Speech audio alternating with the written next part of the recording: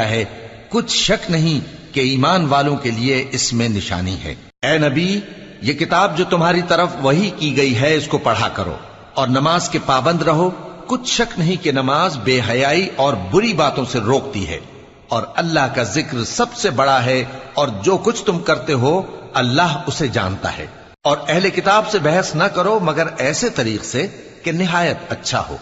ہاں، جو ان میں سے بے انصافی کریں ان کے ساتھ اسی طرح مجادلہ کرو، اور کہہ دو کہ جو کتاب ہم پر اتری اور جو کتابیں تم پر اتری ہم سب پر ایمان رکھتے ہیں، اور ہمارا اور تمہارا معبود ایک ہی ہے، اور ہم اسی کے فرما بردار ہیں۔ اور اسی طرح ہم نے تمہاری طرف کتاب اتاری ہے تو جن لوگوں کو ہم نے کتابیں دی تھیں وہ اس پر ایمان لے آتے ہیں، اور بعض ان مشرک لوگوں میں سے بھی اس پر ایمان لے آتے ہیں، اور ہماری آیتوں سے وہی انکار کرتے ہیں جو ہیں ہی کافر۔ اور تم اس سے پہلے کوئی کتاب نہیں پڑھتے